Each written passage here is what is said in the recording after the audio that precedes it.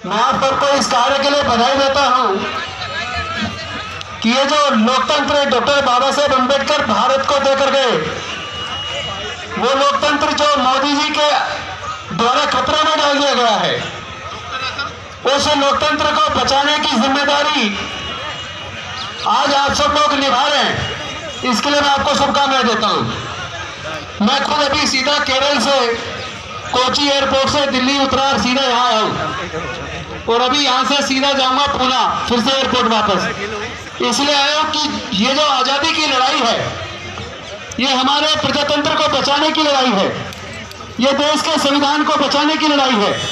इस लड़ाई को अगर नहीं लड़ा गया तो डॉक्टर बाबा साहेब अम्बेडकर जी की कुर्बानी बेकार चली जाएगी।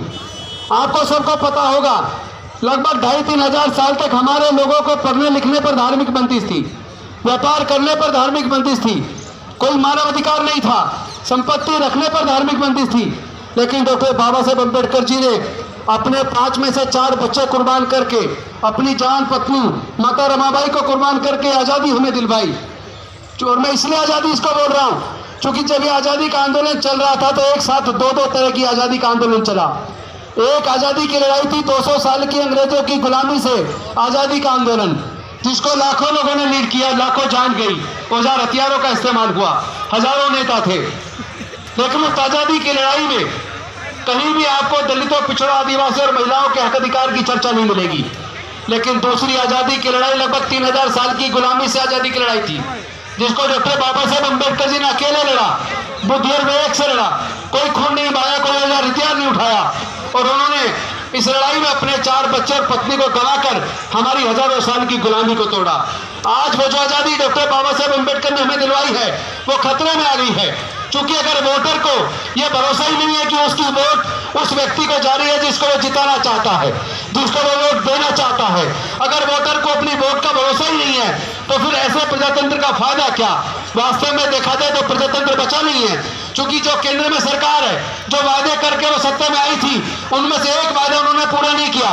उन्होंने काला धन वापस लाने की बात की थी, कोई धन काला धन वापस नहीं आया। हर साल 2 करोड़ रोजगार देने की बात की थी, कोई रोजगार नहीं मिले। महंगाई कम करने की बात की थी, वो नहीं हुआ। हर मोर्चे पे ये सरकार फेल हुई है। एक मोर्चा है जिस पे वो जीत रही है, तो वो या तो धर्म का इस्तेमाल करके या ईवीएम का इस्तेमाल करके। तो जब धर्म का इस्तेमाल करने से, ईवीएम का इस्तेमाल करने से वो फिर से सरकार बना जाते हैं, तो फिर वो कोई जो वादे अपने करते हैं उसको पूरा नहीं करेंगे, क्योंकि जनता को उन्होंने पूरी तरह भ्रमित कर दिया है।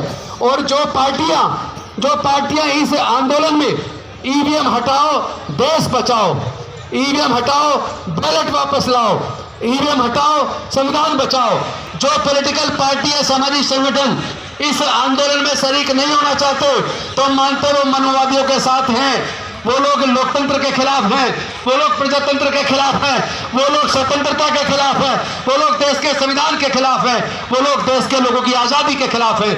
आज देश के लोगों की आज़ादी खतरे में है। आज इस मंच के माध्यम से हमें कोऑर्डिनेशन टीम घोषित करेंगे। वो कोऑर्डिनेशन टीम पूरे देश का ईवीएम हटाओ देश बचाओ, ईवीएम हटाओ संविधान बचाओ, ईवीएम हटाओ बैलेट पेपर वापस लाओ, इसके आंदोलन के लिए पूरे कोऑर्डिनेशन टीम आज हमारी टीम यहाँ घोषित करेगी। साथ ही साथ एक मोबाइल नंबर घोषित करेंगे, व्हाट्सएप नंबर, जिस पर आप अपने नाम दे सकते हैं। जो लोग इस आंदोलन में, देश के स्वतंत्रता के दूसरे आज़ादी के आंदोलन में, संविधान बचाने, लोकतंत्र बचाने के आंदोलन में जो लोग जेल जाने को तैयार हैं, देश बचाने के लिए कुर्बानी देने को तैयार हैं, वो उस व्हाट्सएप नंबर पर अपना नाम, अपनी डिटेल भेज सकते हैं। उसकी पूरी सूची बनाई जाएगी, क्योंकि आंदोलन बिना लड़ाई के, बिना कुर्बानी के कोई आंदोलन सफल नहीं हो सकता। और हम लोग सबसे पहले, हम सब लोग जो संचालक साथी हैं, हम लोग जेल भी जाने को तैयार हैं, हम गोली खाने को भी तैयार हैं, लेकिन हम इस लड़ाई को जीते बिना दम नहीं तोड़ने वाले। इस लड़ाई को निश्चित तौर पर जीतेंगे। ईवीएम को अदालत में हटाएंगे, क्योंकि ईवीएम देश के लिए खतरा बन गई है। वो सरकार जो नफरत के आधार पर देश को बांट रही है, जाति के आधार पर देश को बांट रही है, पूरे देश के संविधान को खत्म कर रही है, उसी मनुस्मृति का शासन लाना चाहती है, जिस मनुस्मृति के द्वारा हमारे लोगों के पढ़ने लिखने, व्यापार और संपत्ति के रास्ते बंद थे।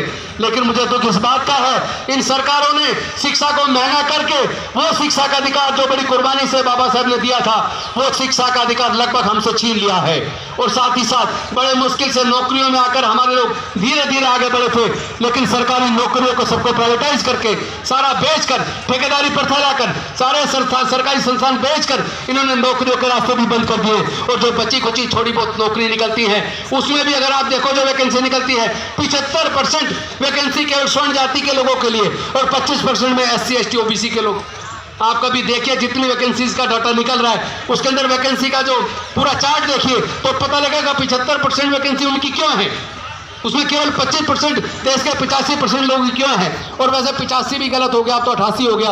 आंकड़े जो जारी हुए जाति के बिहार के अंदर वो आंकड़े बताते हैं केवल 12% लोग स्वर्ण जाति के हैं, बल्कि जो छत्तीसगढ़ का आंकड़ा हमने देखा, मध्य प्रदेश का देखा, झारखंड का देखा, वहाँ तो स्वर्ण जाति के लोग केवल 6% है। लेकिन देश के सारे संसाधनों पर 90% संसाधनों पर इन 10% लोगों का कब्जा है। देश के 90% व्यापार पर इन 10% लोगों का कब्जा है। देश के सारे प्राकृतिक संसाधनों पर इन 10% लोगों का कब्जा है। तो इस लड़ाई को एक आज़ादी का आंदोलन के रूप में आप सबको लड़ना पड़ेगा और इसके लिए कुर्बानी देनी पड़ेगी।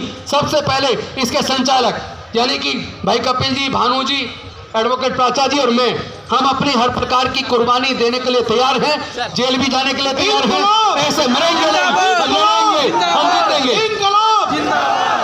बस मैं एक नारा लगा के अपनी बात को खत्म करूंगा, हम गोली भी खाने को तैयार हैं क्योंकि